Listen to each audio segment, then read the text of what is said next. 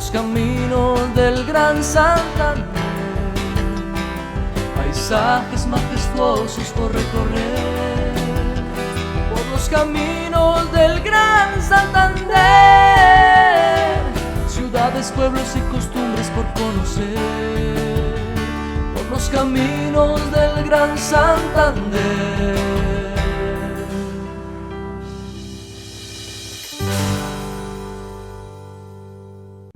Hola, los saludos desde la Universidad Santo Tomás. Nuestro equipo periodístico inicia un recorrido por la provincia de García Rovira en el departamento de Santander. Hoy visitaremos el municipio de Málaga, un importante centro de comercio ubicado al oriente del departamento. Los invito a que recorramos juntos los caminos del Gran Santander. Bienvenidos.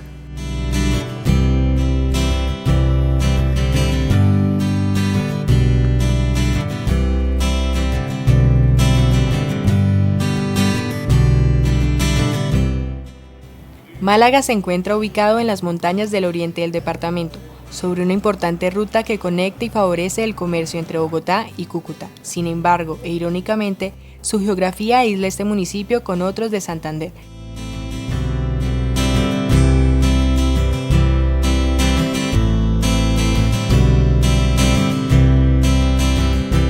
De la historia de Málaga se tiene sabido de que en 1461-62, Suárez Rendón le tomó una decisión de fundar un pueblo que llevase el mismo nombre de donde él había nacido, de Málaga, España, o dándole la misión especial a Gonzalo Jiménez de Quesada. Él había visto precisamente en el Valle de los Cercados un terreno especial para situarla ahí. Málaga fue fundada como Tequia, no en Tequia, sino por acá cerquita, ahí por el lado del colegio. Y por esa cosa de los conquistadores, y los intereses de las regiones, se acabó ese Málaga. El municipio inicialmente estaba establecido muy cerca del lugar actual. Posteriormente se reubicó en unos terrenos donados por un sacerdote. Y la nueva reubicación se debe a que un cura dominico cedió un terreno, el de Málaga, para su nueva fundación, y esa es en 1661. En la segunda mitad del siglo XX, Málaga era la ciudad más importante del oriente del departamento, un centro de desarrollo social y económico. Málaga, después de mucho tiempo, hubiese sido una potencia. Más o menos en la época de 1950-1960, Málaga fue pujante. Tuvo industrias, tuvo fábricas, confecciones, fábricas de cuero, de todo. Pero desafortunadamente se la han llevado para otras partes. Nos preocupa mucho porque la región era muy productiva, de mucho cultivos de agricultura. Había trigo, había cebada, había de todo. Y hoy en día los campos están quedando vacíos. Sale uno a las veredas, se encuentra cantidades de casas solas. Pese a esta preocupación, la región cuenta con muchos aspectos positivos que enorgullecen a sus habitantes. No, lo más bueno es que que hay tranquilidad, que no tenemos la zozobra, que haya atraco, que haya raponeo, que haya escalada en las casas. Con el mismo tesón, los habitantes de este municipio hoy promueven el desarrollo de la provincia de García Rovira, con el ánimo de alcanzar la importancia que tuvieron a mediados del siglo XX.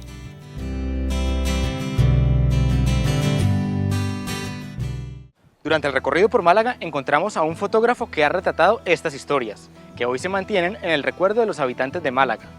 Ellos las contemplan desde los anaqueles de su casa.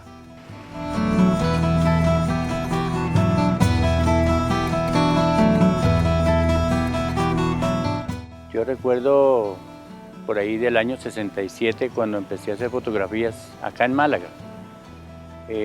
Eran fotografías en blanco y negro muy pequeñas, es decir, formato 5x7. Pero en esa época no se vendían las fotografías, me las tomaba y me las guardaba para mí. La curiosidad fue la principal razón para que Zenón conserve hoy la colección de fotografías del municipio y algunos hechos importantes. Pero sí recuerda uno por ahí del 67 cuando empezamos a hacer fotografías con camaritas de pasta. Eran unas camaritas de rollo 127, que eso ya pasó a la historia. Después vino el 126, también ya no lo hay. El 110 que ya se acabó. El 120 todavía lo hay. Hay algunas cámaras de formato grande, 6x7, que sean cámara 120 y tengo cámara funcional todavía.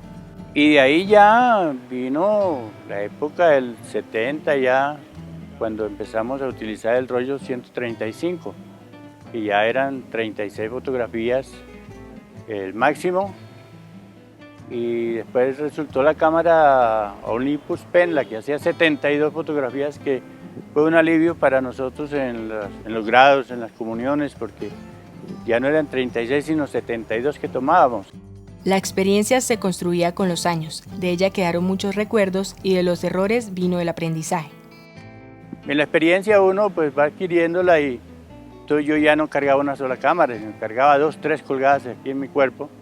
Entonces tenía la ventaja de tomar 210 fotos. Y a veces tenía gente que le ayudaba a uno, entonces le daba la cámara, póngame en el rollo rapidito.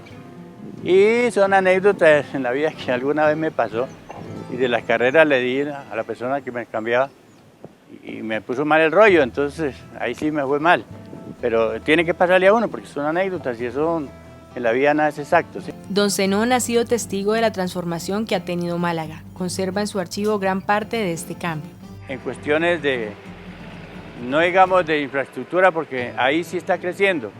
Ya vemos edificios grandes, 7, 8 pisos.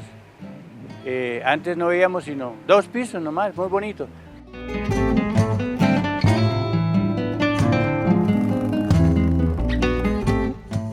Este cambio no resulta indiferente a la fotografía, pues ella también se ha visto afectada por la tecnología que ha cambiado la manera de tomar fotografías.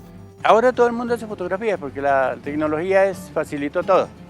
Y las toman, las hacen y las ven en sus casas porque hay mucha impresora pequeña que es muy fácil de manejar. Eso no tiene ningún sentido. Antes teníamos que esperar 8 días para ver una fotografía. Yo la tomo en 8 días hasta que no a Bucaramanga, al laboratorio, porque aquí no había laboratorio.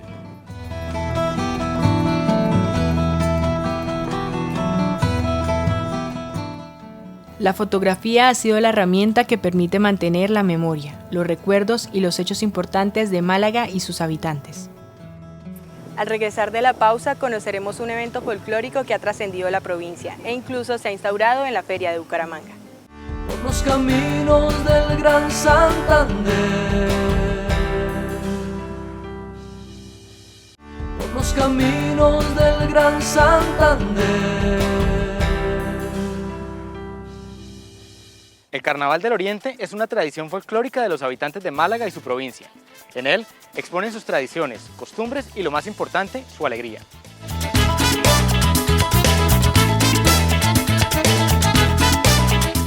El Carnaval del Oriente nace por allá hace más de 55 años como una forma de expresar la idiosincrasia del pueblo malagueño, de la provincia de García Rovira. En sus inicios, pues, el carnaval era muy elemental. Ahora ha llegado a unos niveles bastante demostrativos de lo que es la cultura prácticamente de toda la provincia de García Rovira. Los participantes del Carnaval del Oriente vienen de toda la provincia de García Rovira. Los barrios de Málaga y los municipios aportan sus carrozas y comparsas. En él participan todos los municipios que están alrededor de Málaga, Málaga es su capital. Acá internamente participan los barrios. Últimamente también han participado entidades particulares.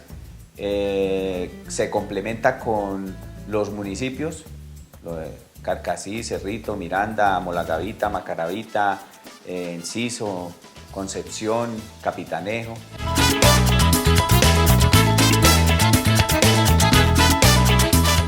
El motivo principal pues es la carroza, ¿no? La carroza reúne unos elementos que van sujetos a unas condiciones establecidas, como es que lleven movimiento, que lleven cierto tamaño, los acabados, Aparte de eso, pues lleva de acompañamiento una comparsa. La financiación es un aspecto fundamental para realizar la comparsa. Existe apoyo de la administración municipal, pero no es suficiente.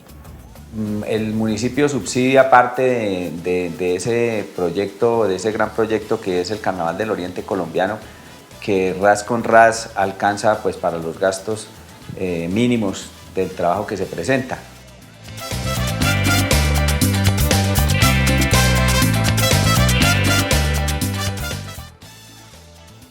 El carnaval ha venido evolucionando a través de los años. Desde los humildes carruajes en los primeros desfiles, se ha pasado a las enormes carrozas decoradas, acompañadas de coreografías y algunos efectos de luz y sonido. El carnaval ha venido subiendo en todas sus dimensiones, en cuanto a la presentación de las carrozas, en cuanto a su elaboración, en cuanto que ahora se le imprimen movimientos, efectos especiales, muy rudimentarios pero muy espectaculares. El Carnaval del Oriente se ha hecho popular en la Feria de Bucaramanga, convirtiéndose en uno de los principales eventos. Tal y como se conoce, tiene su origen en la provincia de García Rovira. Ellos a través de Fundegar quisieron llevar una muestra de nuestro folclore, de nuestra presentación del Carnaval del Oriente Colombiano. En Bucaramanga caló, gustó muchísimo, con tal que es el evento que reúne más gente en las ferias y fiestas de Bucaramanga. Los organizadores y participantes de este carnaval pretenden que algún día sea considerado patrimonio de la nación para que sea reconocido y se garantice su continuidad. Nosotros hemos pretendido siempre convertir el Carnaval del Oriente Colombiano en un patrimonio, ojalá alcanzáramos a que fuera un patrimonio al menos nacional. De esta manera, los habitantes de Málaga y su provincia expresan su alegría y promueven el folclore y las tradiciones de su tierra. Además de las tradiciones culturales, en Málaga han existido sabores que se mantienen presentes en el recuerdo de sus habitantes.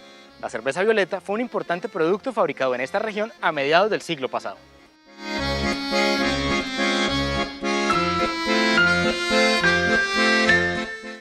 Era una cerveza muy famosa porque era muy buena. Sobre todo la utilizaban para los refajos y para lo que llamamos desenguayabe. Era muy efectiva para eso. La historia de la cerveza violeta se remonta a la misma época próspera de Málaga, cuando los molinos soportaban la producción agroindustrial de esta región. Esa cerveza creo que se fundó en el año 1935. La tradición familiar le permitió a don Rodolfo aprender y mantener el arte de hacer la cerveza más reconocida del oriente del departamento. Y en el año 1960 llegué yo, había acabado de salir de la escuela y él me enseñó y él trabajó hasta 1965. Después le salió un puesto, entonces me dejó a mí encargado de hacer la cerveza. Yo era el que la fabriqué hasta 1978, que fue cuando se vendió esa, porque las dueñas se iban para Bucaramanga.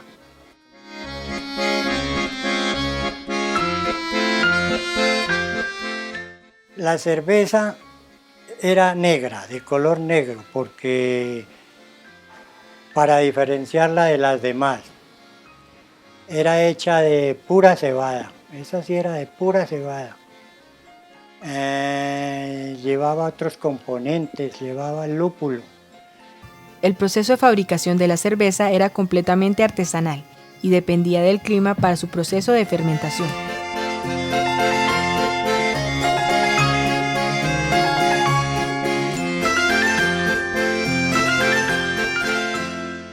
Y por lo que era fermentada, como se explicara ahí uno, no se necesitaba de maquinaria ni nada, sino al ambiente que hubiera. Inclusive tocaba a veces hacer la cerveza según el ambiente, el clima que hubiera, porque en clima de invierno se demoraba más tiempo y en clima de verano entonces sí daba el punto necesario cuando se necesitaba. Por ser tan fuerte, la cerveza violeta adquirió un mote que hacía gala a su esencia. Y precisamente por lo que era, por lo brava, se la llamaban perra loca. Porque con 5 o 10 cervezas ya se quedaba uno en el perrón más grande. Durante los días de fútbol, don Rodolfo y sus amigos hacían el control de calidad a la primera canasta de cada producción. Así es que como yo era deportista y tenía muchos amigos, teníamos nuestros equipos, entonces eso era envasada, y la primera cerveza envasada yo la recogía y la guardaba y la enterraba en la tierra. Ahí, ya como cuando nos tocaba jugar a veces, entonces yo la llevaba y les daba a los jugadores y rendían. Así como la cerveza violeta, otros productos importantes desaparecieron. Aún en Málaga se conservan recuerdos de la importancia que algún día tuvo y que sueña con recuperar. Al regreso de comerciales conoceremos uno de los personajes más ilustres de este municipio, quien a través de los números ha logrado la atención del mundo entero. Por los caminos del Gran Santander, por los caminos del Gran Santander. El talento de los habitantes de Málaga es evidente en la cultura y también en las ciencias exactas. Jaime García Serrano, conocido a nivel mundial como la calculadora humana, es el malagueño que ha revolucionado la forma de enseñar matemáticas a través de los métodos que ha desarrollado.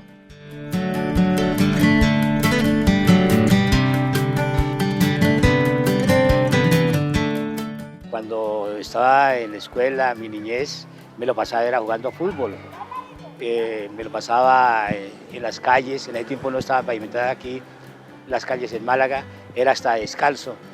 Y la gente me conocía era como futbolista, nunca como matemático. El talento de Jaime es excepcional, su preparación fue creada desde su inconsciente, pues desde niño jugaba desafíos numéricos que le permitieron desarrollar su habilidad para hacer cálculos mentalmente. Yo fui igual que todo el mundo, de las personas que también conté con los dedos de las manos y perdía matemática.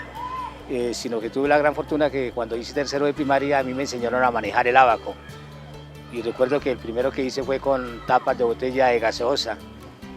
Y cuando me iba con mis hermanos, los amigos de la cuadra, para la escuela, jugaba al cálculo mental, con operaciones lógicamente elementales.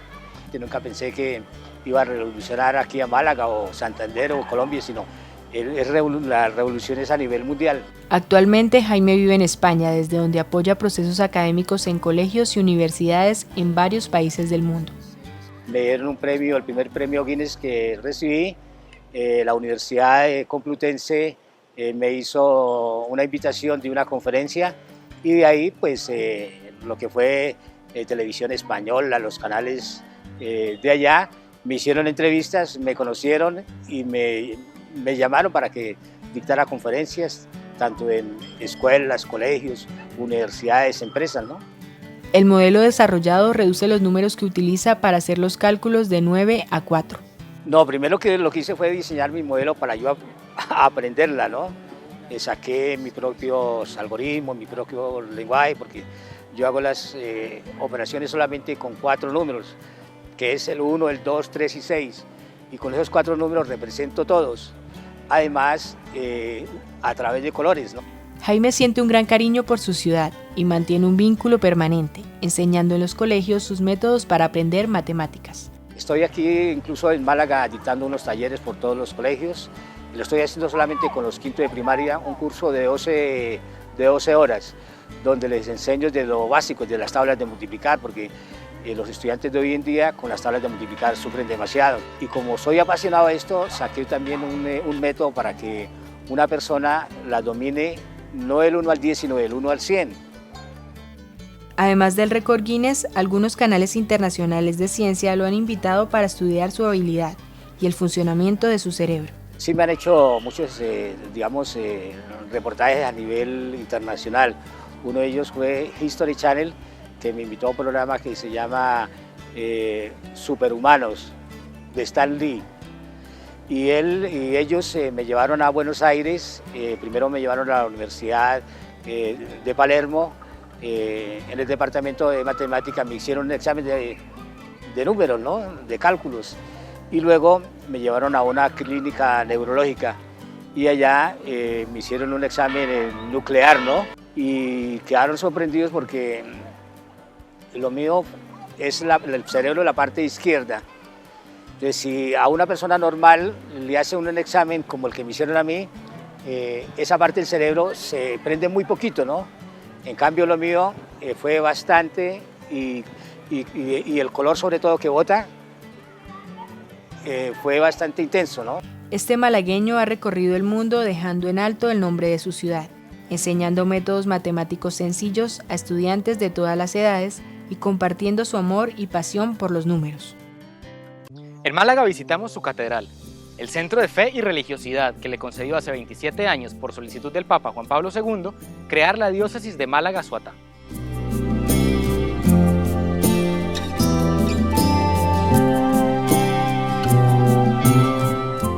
Hemos estado aquí como diócesis hace 27 años por una cuestión, digamos, religiosa, muy acendrada en lo católico, pues el Papa Juan Pablo II accedió a erigir la diócesis de Málaga-Soatá, y la verdad es que pues hemos estado estos 27 años realmente muy empeñados en trabajar por la gente. Hemos acompañado los procesos diversos en la construcción del tejido social, construcción de la paz, y desde luego con todo el proyecto de evangelización.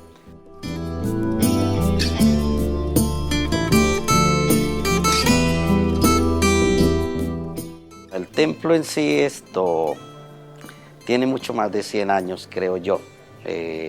Málaga ha tenido el templo parroquial creo que desde la fundación hace más de 400 años. La Catedral de la Inmaculada Concepción tiene dos patronos. Hay dos patronos, digamos así. La parroquia está como patrono San Jerónimo y como patrona la Inmaculada Concepción. Y junto con el Cristo hacen un conjunto en la parte del altar las tres imágenes representativas. La catedral está siendo restaurada en un trabajo conjunto entre la diócesis y la comunidad. Se está reemplazando los pisos y los zócalos por mármol.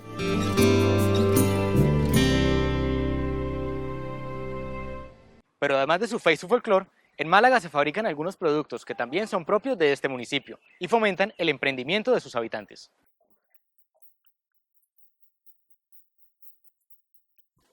La tradición es así, viene hace como creo que unos 60 años atrás, porque mi padre y mi madre empezaron con unas amigas que ellas fueron las que iniciaron la cuestión de las panuchas, y ellas como ya eran muy abuelitas y esto, entonces con mi madre se querían mucho y ellas le dieron la fórmula a mi mamá. Sabemos que una panucha es un pedazo de arequipe relleno de coco. Eso es esto de todas maneras, porque esa es la tradición que viene de años atrás. El secreto de las panuchas está en la elaboración del arequipe, un proceso dispendioso y de bastante cuidado, ya que se debe batir la mezcla en el fogón por más de 5 horas para lograr el punto exacto. Se hace de azúcar y leche, no se le echa harina ni nada de eso. El batido sí, de todas maneras, es un proceso largo porque eso se empieza hasta que no va empezando a espesar. Ya cuando espesa es como más o menos se echan como 5 horas batiendo el dulce. El proceso de preparación de estas panuchas es artesanal. La receta se ha mantenido original. Ya cuando tiene uno el arequipe ya es frío, porque eso se tiene que trabajar en frío, ya entonces se hace el molde y se corta el pedacito, lo que va lo de la panucha, la extiende, le echa la cantidad del coco y la repulga como estilo de una empanada y se unta con azúcar y se empaca en la caja. El sabor de las panuchas hace parte fundamental de la tradición de este municipio y sus fabricantes esperan que se conserve durante las próximas generaciones. En Málaga hay muchas más historias por contar. La próxima semana continuaremos recorriendo los caminos del Gran Santander en busca de más historias. Hasta entonces.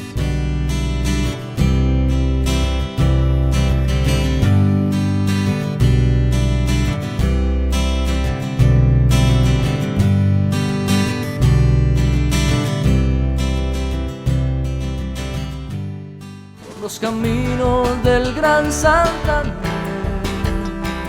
paisajes majestuosos por recorrer, por los caminos del Gran Santander, ciudades, pueblos y costumbres por conocer, por los caminos del Gran Santander.